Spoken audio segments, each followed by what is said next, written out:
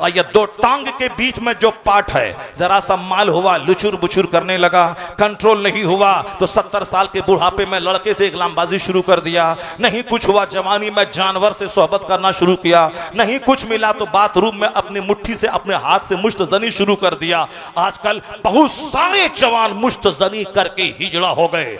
अब नहीं कुछ मिला तो मुश्तजनी शुरू किया। हैंड प्रैक्टिस मत कर, नामर्द हो जाएगा। इस्लामबाजी मत कर, नामर्द हो जाएगा। औलाद पैदा करने के काबिल नहीं रहेगा। कैसे सोहबत करनी है इस्लाम ने बताया है। हुजूर ने फरमाया है खड़े होकर सोहबत मत करना, जल्द बुढ़ापा आ जाएगा। चादर ओढ़ के सोहबत कर, वरना बच्चा बेहया पैदा हो जाएगा। बीवी भी सेटिस्फाइड, खुश रहे। जब तू नामर्द रहेगा तो तेरी बीवी दूसरों का चेहरा देखेगी और ड्राइवर के साथ भागेगी। इसलिए ताकतवर रहना जना से बचाने के लिए जरूरी है।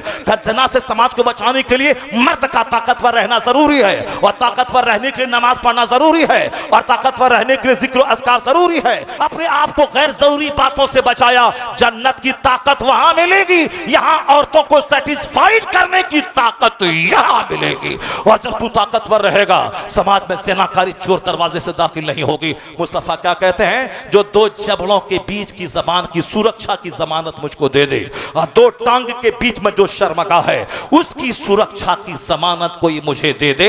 हुजूर कहते हैं अज़मन लहुल जन्ना, मैं उसे जन्नत की बशारत सुनाता हूं। अमेरिका के दानिश्वर आज कहने लगे जबान और प्राइवेट पार्ट पे कंट्रोल। हिंदुस्तान के मोदी आज कहने लगे बाहर जाते हो जबान और प्राइवेट पार्ट पे कंट्रोल। चाइना जापान के जिम्मेदार आज कहने लगे बाहर जाते हो जबान और प्राइवेट पार्ट पे कंट्रोल। माँ बाप यहां कहते हैं बेटा दिल्ली पंजाब जा रहे हो जबान पे और शर्मगा पे कंट्रोल। जो बातें आज लोग कह रहे हैं, कुर्बान मुस्तफा जाने रहमत पे सबसे बड़े मसीहा, सबसे बड़े मुअल्लिम ने 1400 साल पहले कहा, जो जबान की और शर्मगाह की सुरक्षा की जमानत मुझको दे दे, मैं उसको जन्नत की जमानत देता हूं।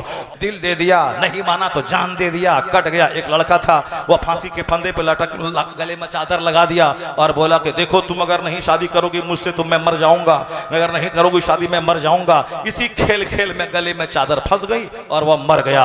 वो लड़की अपनी जगह रह गई, उसकी शादी हो गई, वह अपने शौहर के साथ खुश है, और ये गया, ये टिस मार खा गया, मर गया। ये दिल फेंक आशिक मेरे मेरे बच्चे बन रहे हैं। मुंह में गुटखा खाना, मोबाइल देखना, फोन से बात करना, और साफ फांसी ले लेंगे, तुम नहीं मिलोगे तो मैं मर जाऊंगा। हाँ हाँ, इसीलिए तू पैदा हुआ है। एक लड़की नहीं मिली तो तू मर जाएगा। तेरे पैदा होने का मकसद है अल्लाह की इबादत करना। वमा खलक़तुल जिन्न वल इंसा इल्ला लियअबुदून। जमीन आसमान सूरज चांद सितारे सारी सब कुछ तेरे लिए, और तू पैदा हुआ है अल्लाह की इबादत के लिए। मैंने बच्चों को बताया नहीं, मैंने बच्चों के सामने फिल्म की कहानी बताई तो बच्चा तो आशिक हो ही गया। अब यह दिल फेंक आशिक बना, अपनी जान से हाथ धो बैठा, और जिसकी मोहब्बत में धो बैठा वो हंस रहा है, हंस रही है तुम्हारी मौत पे। क्यों इस तरह दिल फेंक आशिक बन रहा है? तो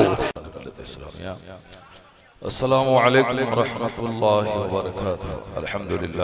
अल्हम्दुलिल्लाहिल्लज़ी ज़य्यना नबिय्यिना बिहबीबिहिल मुस्तफ़ा व मन्ना अलल मुमिनीना बिनबिय्यिहिल मुज्तबा वस्सलातु वस्सलामु अला सय्यिदिना मुहम्मदिन खैरिल वरा व अला आलिहि व अस्हाबिहिन नजबा इला यौमिल जज़ा। अम्मा बअद फ़अऊज़ु बिल्लाहि मिनश शैतानिर रजीम। बिस्मिल्लाहिर रहमानिर रहीम। किताबुन अनज़लनाहु इलैका मुबारकुल लियद्दब्बरू आयातिही व लियतज़क्कर उलुल अलबाब। सदक़ल्लाहुल अज़ीम व सदक़ रसूलुहुन नबियुल करीम। एक बार मोहब्बत से दरूद शरीफ पढ़े सारे लोग मिलकर, अल्लाहुम्मा सल्लि अला सय्यदना व मौलाना मुहम्मदिन मअदनिल जूद वल करम व आलिहि व बारिक व सल्लिम सलातन व सलामुन अलैका या रसूलल्लाह। उर्से उल हक़ानी और जलसे दस्तारबंदी में हमारी और आपकी शिरकत हो रही है। आज तकरीर आप सुनते हैं, एक बहुत बड़े मुक़र्रिर के उर्स में आए हैं, जिन्होंने खिताबत को एक नया रुख पूरे हिंदुस्तान में दिया। सिर्फ उलमाए कराम हदीस सुना करते थे और हदीस पढ़ा करते थे, लेकिन पब्लिक गैदरिंग में दरसे बुखारी का मंजर अगर किसी ने दिखाया है तो उस खतीब का नाम हजरत मौलाना अहमद हुसैन अबुल हक्कानी साहब।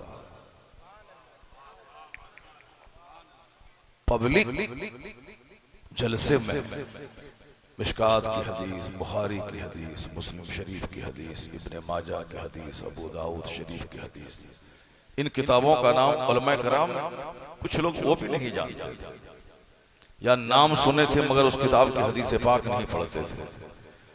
पब्लिक की तो बात ही दूर की बात है, मगर वाहिद तनहा खतीब हिंदुस्तान हजरत मौलाना अबुल हक्कानी थे जिन्होंने पब्लिक को इन साए सित्ता की किताबों का नाम याद दिला दिया और उन किताबों की अहादीस सुना सुना कर पूरे हिंदुस्तान की महफिलों में जहां कहकहे, जहां लतीफे, जहां किस्से, जहां कहानियां, इस तरह की हरकतों से इस पाकिज़ा महफिल को लोगों ने बदनाम किया था।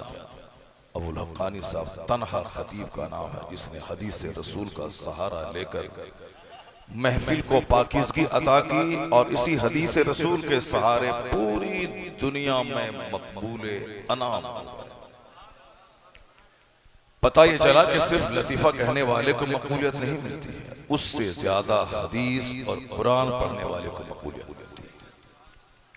कुरान करीम इस महफिल में न सुनाए तो कहां सुनाए, हदीस यहां न सुनाए तो कहां सुनाए।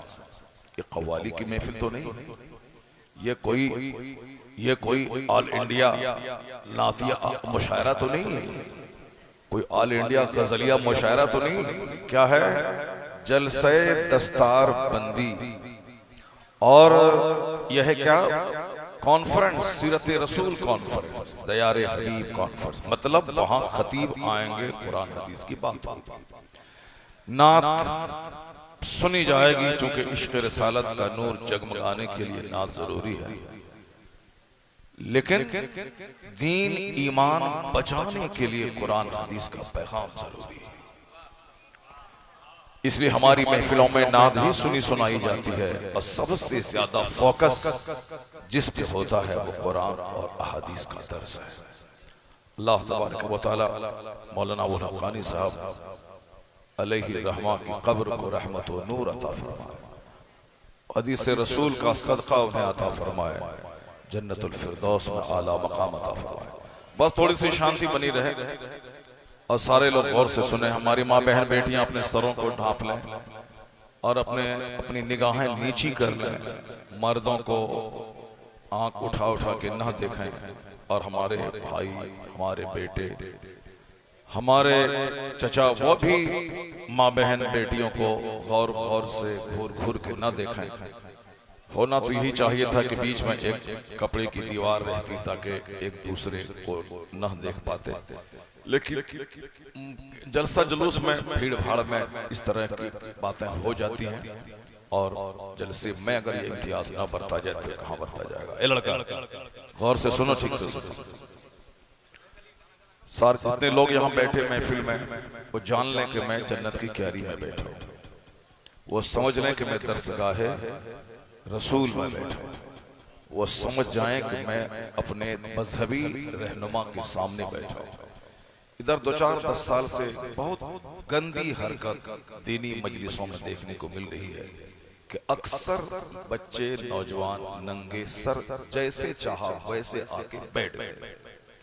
मैं कहता हूं कि गोल्डन टेम्पल सिखों की इबादत गाह है अमृतसर। मैं एक बार वहां खिताब के लिए गया था और मैं वहां अंदर जाना चाहा, देखूं क्या क्या होता है यहाँ पे। वहां देखा कि बड़े बड़े अरबपति करोड़पति सब बाहर हैं, कोई रोटी बना के दूसरों को खिला रहे हैं, कोई रुमाल लिए हुए हैं कि हर आने जाने वाले को सर पे रुमाल डाल देते हैं, या तो खरीद लो या फिर मेरी तरफ से रुमाल लो, सर